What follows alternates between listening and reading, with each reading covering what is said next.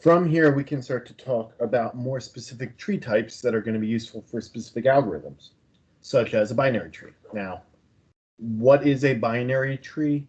A binary tree is a tree where each node has no more than two children.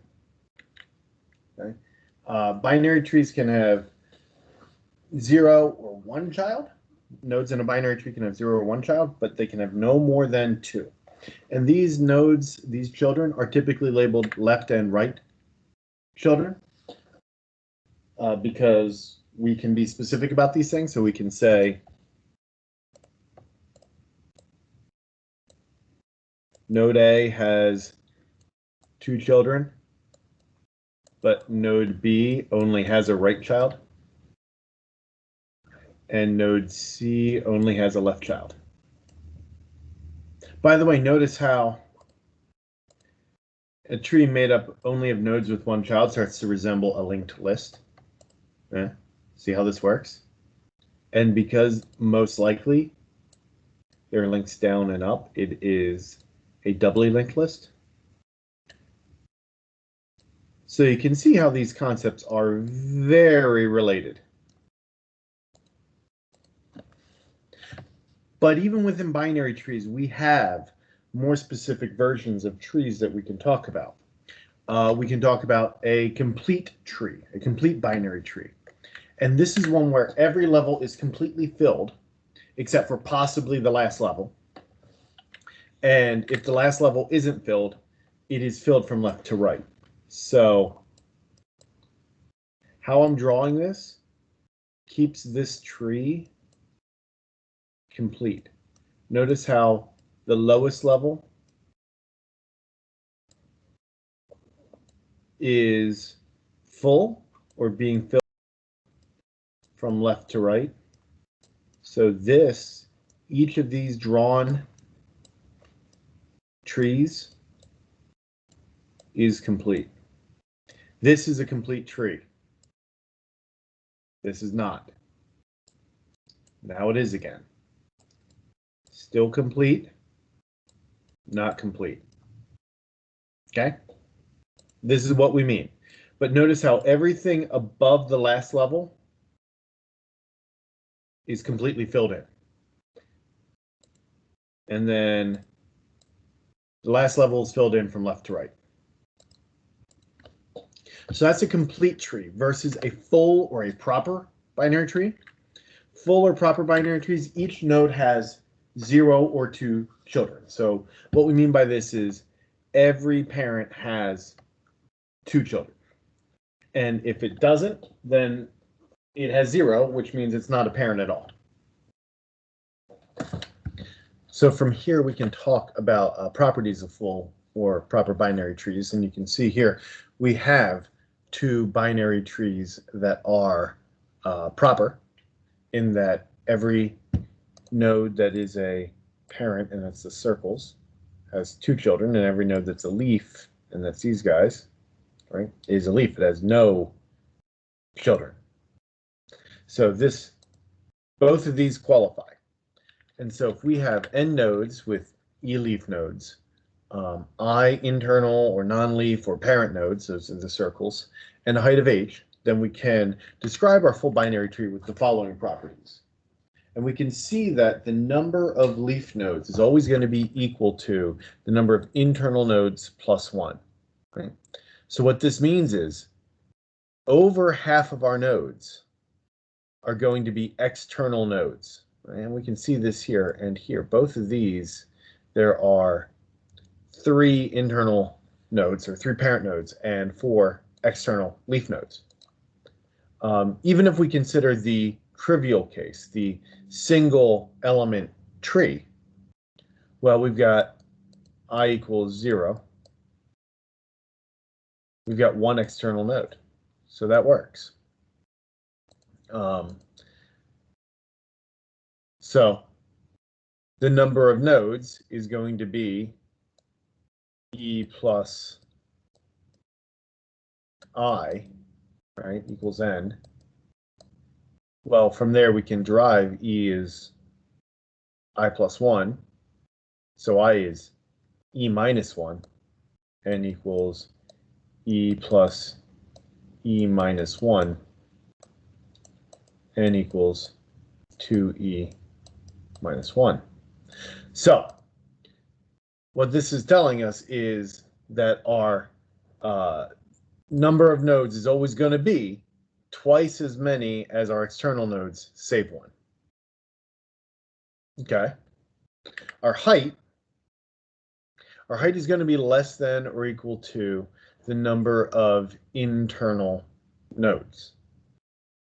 Well, remember, height is edges, right? Edge, edge, edge. So if we have a structure such as this on the right, then this is where we're going to have our equal to, right? Where our nodes are pretty much in a line. However, if we have a more complete binary tree structure like we have on the left, like over here, it's going to be a less than, because our parent nodes are going to be, our internal nodes are going to be spread out more. Okay? But now we can start substituting. We can start deriving from here new equations, right? Just like we did above. If h is less than or equal to I, then h is also going to be less than or equal to n minus 1 over 2. Well, how do we get that? Right, e here, we can use this equation to get our I equals e minus 1, right? Well, n equals here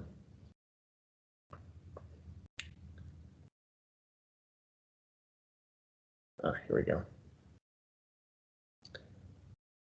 Man, this is what happens when you get tired, guys. N minus 1 over 2, how did I do that? Oh, that's how. You take this guy and you translate it, right? N plus 1 over 2 equals E. Start to move things through. You can get up here, right? Put that in, we get N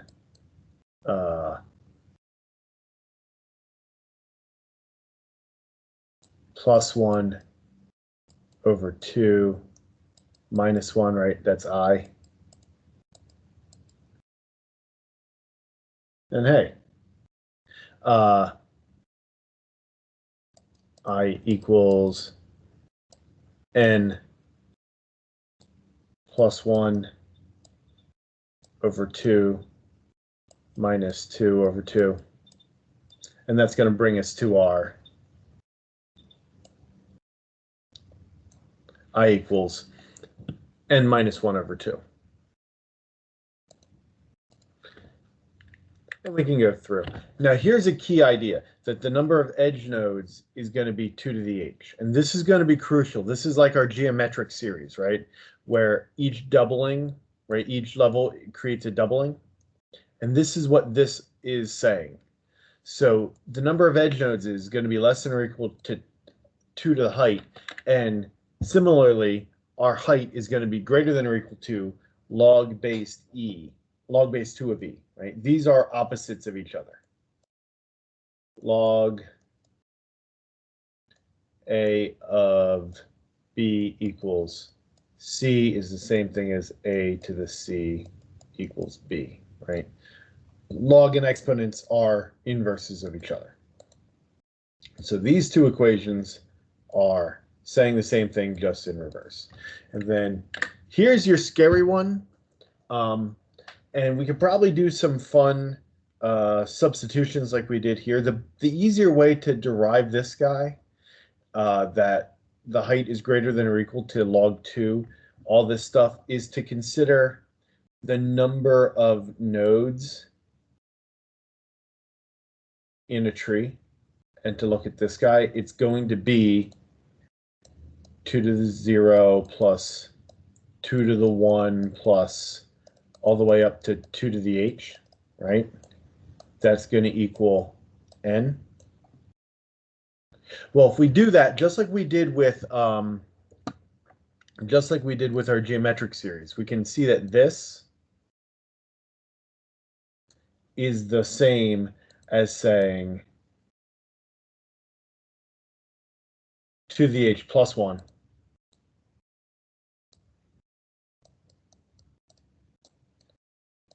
minus 1. So now we can add 1 to both sides and get this. Now here's where the magic comes in. If we take the log of both sides, log base 2,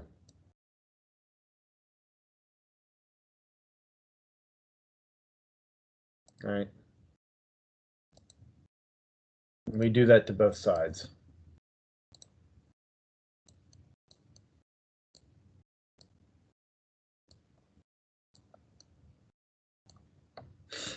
Now we can start to play. As we said before, log of anything, log base anything of that anything to something else just becomes a thing. So these come through, right? These are inverses. So what we can do is we can get rid of our log and get rid of our 2 to the, and just say h plus 1 equals log base 2 to the n. Log base 2 of n plus 1. There we go. So now we subtract 1. And we get this. Okay. So this is the equation. Our height is going to be this in this case, right? That's our minimum height. We get this greater than or equal to because we can see in this case, our height can be greater. Our height can be more.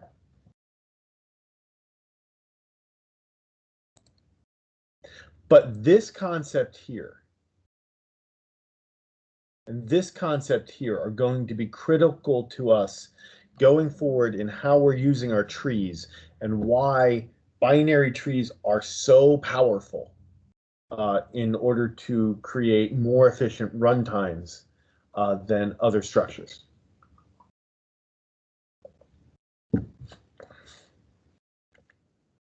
Now that we've talked about that, we can create binary trees, right? And so we need to build these binary trees, and we could alter our basic generic tree node as such if we wanted to.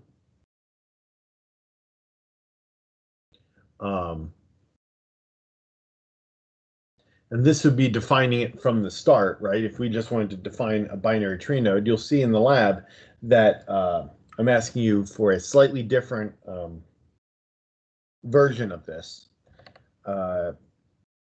one that's going to be based on inheritance.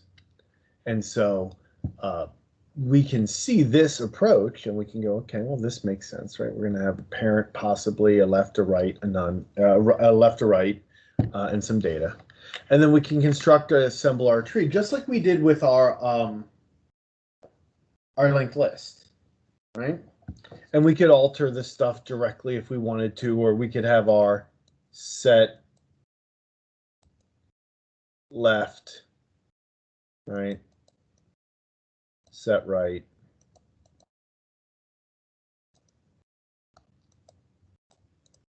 But this code is no different than our